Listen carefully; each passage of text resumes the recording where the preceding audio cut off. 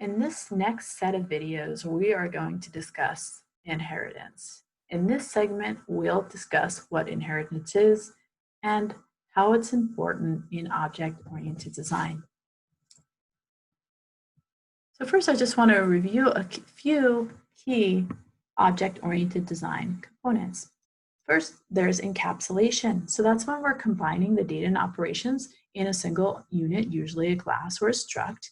And we make sure that we have a carefully defined public interface and we hide the implementation details and the data with encapsulation.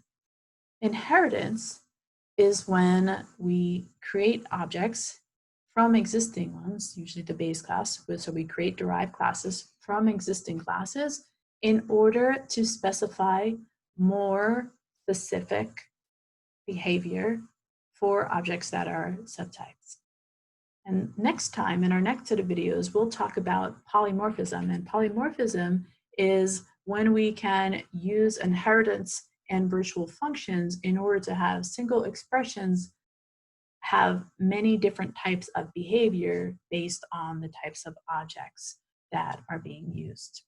So inheritance is primarily a way for us to reuse and extend the capabilities of a base class. So when we have a class or derived class inheriting from a base class, it inherits all of the data and member functions from the base class.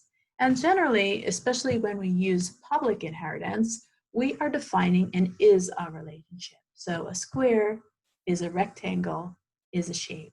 So square would inherit from rectangle, which inherits from shape.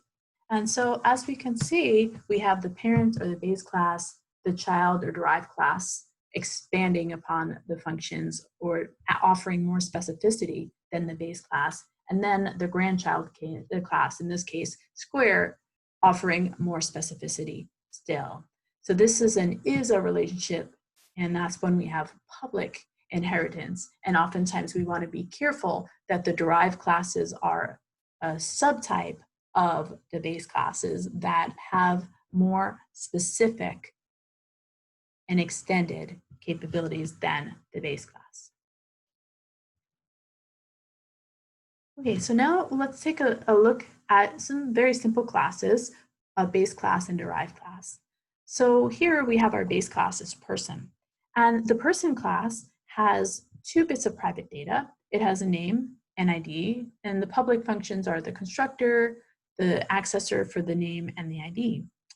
And then we want to create a student class which inherits publicly from person. And we will also have additional private data for student, which will precisely be the major and the GPA. And the student class will have a constructor and accessors for major and GPA, and also a way to set the GPA, a public function to set the GPA. So the main thing I want you to notice is that with the person class, we have the name and the ID. So if we just have a person object, it just has a name and ID. But for the student class, you'll notice that we automatically get the name and the ID from the person, and we have the additional data members of the major and the GPA. So when we instantiate our student Tommy in main, you'll notice that we can call the getName function, and even though that's not defined for the student object will inherit the public functions from its base class. So we can call getName because student inherits from person, and person has a public function for getName.